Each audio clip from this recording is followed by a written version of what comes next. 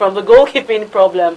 Manuel Almunia, committed quite a number of howlers this season. What's his name? Fabianski came in, and I think was a more Fabianski turned out to be a safer pair of hands. So he's been starting for Arsenal in recent times. But in the defense, Arsenal's first choice defenders are injured. Vermaelen is out. I don't know when he's coming back to play. In the last game, we saw Squillaci and Giroud coming. This defense, Eboy even played in right back for Arsenal.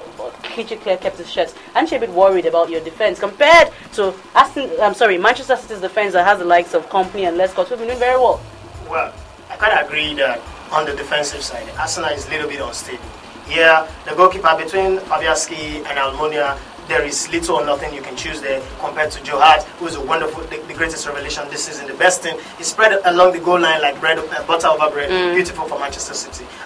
Vincent Kompany, one of the anchor of defense. Oh, creditable, well, very good. But you know that the hallmark of the Arsenal game is not about defending. If Arsenal gets their passing game going, if they get Fabregas spreading those balls wide, thank God the impact player is back. I'm talking about Theo the Weeds Walcott. And the one who can turn any defense. Even we'll get to the attack in a bit. So I'm talking about the defense now. Yeah, Arsenal, as bad as people say they are, they've made a whole lot of makeshift.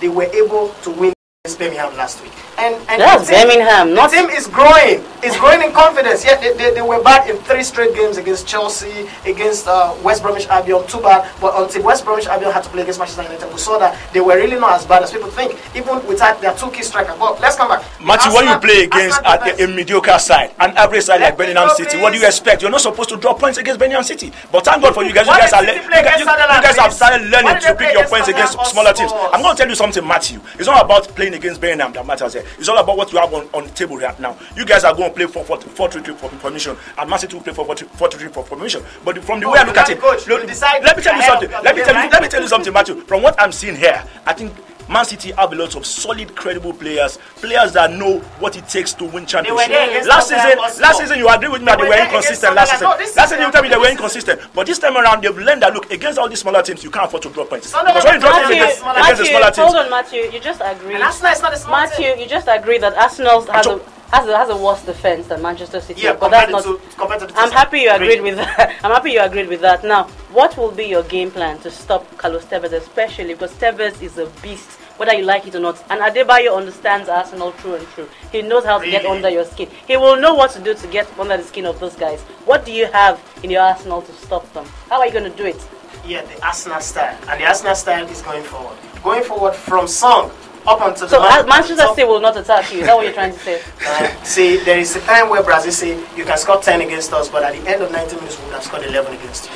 I'm going to tell you something. Football that is played right now in Europe. Let me tell you something, Matthew. The football that is played right now in Europe is played in the midfield. And you know that Manchester City have a lot of quality midfielders. You know that Man City have a lot of quality midfielders than Arsenal. Arsenal has so much dependency on Fabregas. Fabregas is just a person, just a player. But we're talking about a Man City that has a player like Adam Johnson. They have a player like James Milner. They have a player like Adebayo in that middle. Look, you guys are going to struggle. You're going to struggle to survive. Okay, laddie, you jumped the gun. So let's just go down to midfield. Since you guys agree, Matthew did not punch any holes in Manchester City's defense. You believe they're one of the strongest in the EPL. So let's move on to the midfield now.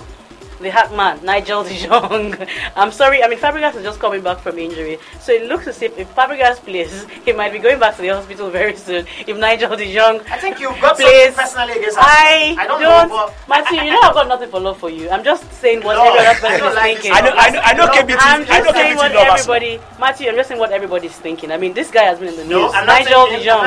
Hold on. Nigel de Jong has been in the news. Fabregas, if he plays, will just be back from injury. Aren't you worried that he'll go back to the hospital very soon? If de Jong is not checked. Last season against Tottenham Hotspur, he came back from injury and he scored one of the best goals of the EPL straight from the centre circle and scored. Against Aston Villa, just came back from injury, scored 2 goals. So it doesn't matter whether you're just coming back from injury. Do you know? Does a fish know how to swim? Put it inside water. But you see, why I'm so sorry. Why I'm so sorry for Arsenal right now is because Fabregas is just coming back from injury. He's not 100% fit. So you can't expect a guy that's just coming back from injury to give you 100%. He can never give you 100%, Matthew, and you know that. You've been in this game for a very long time. You know that a player that's coming back from injury cannot give you 100%. But looking at what is on card right now, we have a Milner going up against who do you have in your midfield? All the boys you have are just boys.